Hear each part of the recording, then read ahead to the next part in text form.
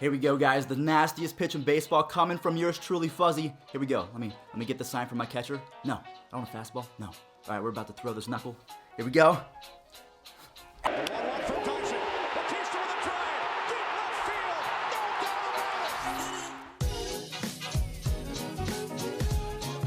What's going on, guys? It's Fuzzy. Welcome back to yet another baseball video. Today we're going to be talking about this guy right here. So in 2019 there are a wide variety of pitches and pitchers in baseball, but we're going to be talking about the filthiest, the most nastiest. Does that make sense? I don't really know. It's been a while since I've been in college, but I'm going back soon, okay? Mom, Dad, if you're watching, I'm going back to class pretty soon. I'm not dropping out.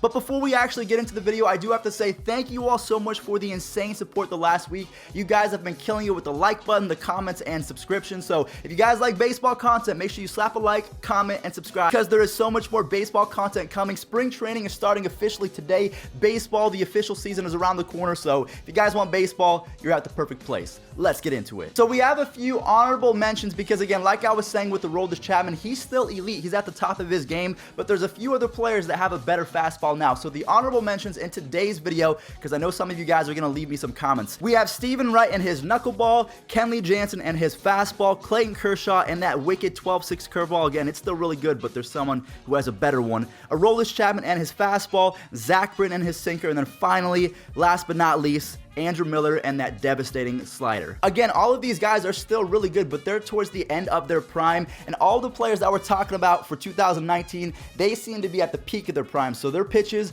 are going to be even nastier this year. Coming in at the #1 spot, the GOAT, the savior of Major League Baseball. Every single pitch that he throws classifies as the nastiest pitch in baseball. We have Bartolo Colon.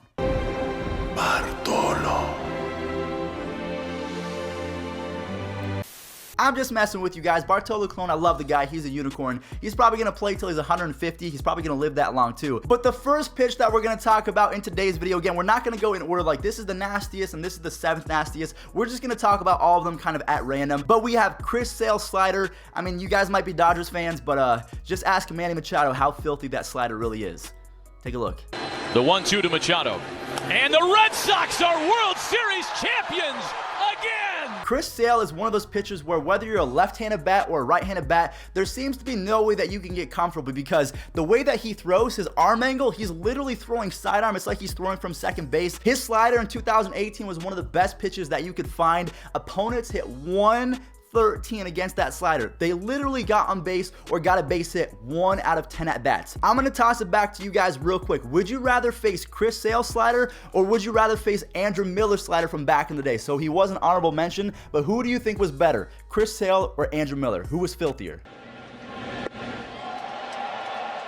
Down on a knee, fooled on the pitch, big swing, strike 2. And again, Chris Sale doesn't mind seeing those kind of swings. He wants you to swing like that. I am so glad that this guy had a breakout season in 2018. The next pitcher that we're talking about is Blake Treinen and his sinker. He throws a sinker that can reach 100 miles an hour. That is not fair. I would not even want to step into the batter's box, and I hit lefty, so that's why I stopped playing baseball after high school. I was afraid. Blake Treinen in his breakout 2018 season had a .78 ERA, and the reason why he was so successful is because he could throw that sinker 100 miles an hour, and 30% of the time where he threw that pitch, the hitter actually swung and missed. So he had a 30% whiff rate on that sinker. If you guys have never really heard of Blake Treinen, or you didn't really keep up with the Oakland Athletics, let me roll the tape, because Blake Treinen was, I'm not even getting in the box.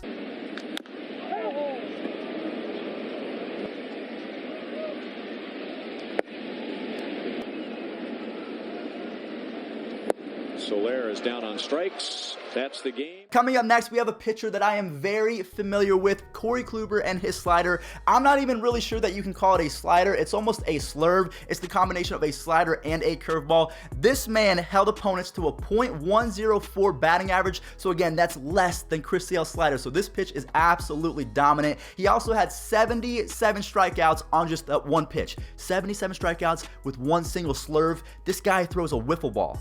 And the right-hander deals. Swing and a miss. He swings and misses. The 2-2.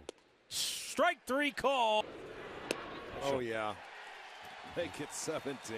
Say what you want about Craig Kimbrel and the fact that he's going for a mega deal in 2019 and not many teams want to give him a lot of money, but his knuckle curve might be the best pitch in baseball, at least in terms of getting people out and striking people out. His knuckle curve, he held opponents to a .0. Get that through your head. A .082 batting average. That's less than 1 in 10. That is better than Chris Sale's slider. That is better than Corey Kluber's slider. This pitch is unhittable. Remember what we talked about with Blake Treinen, the fact that his sinker had a 30% whiff rate? That's really good. That's elite. Craig Kimbrel's knuckle curve had a 55% whiff rate. What? Red Sox right-handers 0-1.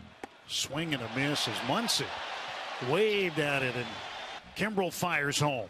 Swing and a miss, strike 3, a vicious curveball. Do you guys remember at the beginning of this video we talked about Clayton Kershaw and the fact that he still has one of the best curveballs in baseball, but he's not going to make the cut this year in this video because there's one player, one pitcher that one-upped him? Yeah, we're talking about Blake Snell. So Blake Snell, not only can he throw a 98-mile-an-hour fastball, he can also hit you with this devastating 80-mile-an-hour curveball. Let me give you the stats real quick because he's insane. In 145 plate appearances that ended with his curveball, Blake Snell's curveball, 93 strikeouts came from that 12-6. It literally starts at the top of the batter's eye and then it dips down all the way to the player's cleats. I mean, if I'm a righty or a lefty and Blake Snell is throwing 98 and then carving me up with an 80-mile-an-hour curveball, I'm calling my mom. I'm saying, Mom, where's the snacks? I'm done. Let's go home. And he does. He got him. 1-2 in the dirt to 3-2. Strike 3 on its way. Check swing, did he go? And Jerry Lane said he did. Back in the day, I think Aroldis Chapman was the most intimidating and the most feared pitcher in baseball. Now it's this young gun, Jordan Hicks. So officially, he had the fastest pitch in 2018. I think he threw it 105.1 or 106, something crazy like that. He threw it against Odubel Herrera because he was annoyed that Odubel Herrera was getting out of the box too much, so he made a statement by throwing an 106-mile-an-hour pitch. Anyways, his fastball is really fast, but his sinker is even more unhittable. The 0-1. 105. The 1-2 pitch.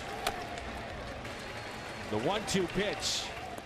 Jordan Hicks' average sinker velocity was 100.4 miles an hour. He had the 19 of 25 fastest pitches last year. So whether you want to choose his fastball, whether you want to choose his sinker, we're going with the sinker today. But my gosh, I don't know who would I rather face, Blake Treinen's sinker or Jordan Hicks' sinker? I don't know. What would you guys pick? This next man might be the scariest and most intimidating player in baseball, at least in terms of if you're a lefty bat. Josh Hader had an historic 2018. His 46.7 strikeouts, so 46% of the time he faced a hitter, he struck them out. That was the 4th highest in baseball history. So he was really the 4th nastiest pitcher we've ever seen. That time he got it up, and Hader picks up the strikeout. Oh my goodness. Picks up the strikeout. Picks up the strikeout. Okay. When Josh Hader threw his fastball, opponents hit a measly 130 against that single pitch. But if you factor in that fastball and that slider, that's really all you need. And especially with that arm angle, his long hair, there's just so much coming at you. Josh Hader, I mean, in my opinion, he's the filthiest pitcher in baseball in 2019. That's my opinion, though. He's number 1. What's crazy about our next pitcher, Max Scherzer, is his one best pitch is his slider. Opponents hit 195 in 2018. And again, the craziest part about that is those numbers were worse than in 2017. So his slider, it did get a little bit worse, but it was still elite. A 195 batting average with one single pitch, that is still amazing. So take a look at Max Scherzer's slider. Is he going to be better this year, or is he going to continue with the trend of his averages kind of dipping down and trending downwards? But Max Scherzer, I mean, the guy can win a Cy Young every single year. Take a look. Swing and a miss.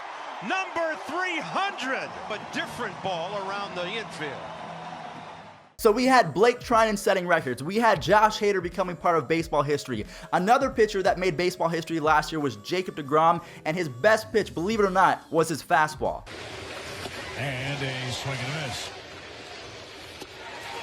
And his strikeout number 6 might have been ball 4. 13 in a row are set down. In 1/3 of the plate appearances that ended in a strikeout from Jacob deGrom, it came courtesy of his fastball. I was watching a start from Jacob deGrom last year, and he was in the 8th inning throwing 99 miles an hour. And I was thinking to myself, not only did I know Jacob deGrom could throw that hard, I didn't know that he could keep that up going for an entire game. He could shut out a team, and his last pitch could be a 99-mile-an-hour fastball. And again, he's one of those guys that I am not comfortable in the batter's box. Even his teammate Noah Syndergaard, who is not going to make the cut. Either of those two guys, I'm cool. Give me my PS4 controller. Let me play MLB The Show and just be comfortable because his fastball is unreal. And last but not least, we have come down to the final pitcher for today's video, Adam Ottavino, who just signed a new deal with the New York Yankees. So I'm excited to see him in the same bullpen as Zach Britton, Aroldis Chapman, and Dylan Betances. But Adam Ottavino's slider literally is a wiffle ball. If you guys have ever played wiffle ball, if you've ever held a blitz ball, you guys know how crazy that movement can get because of the air and the aerodynamics and everything.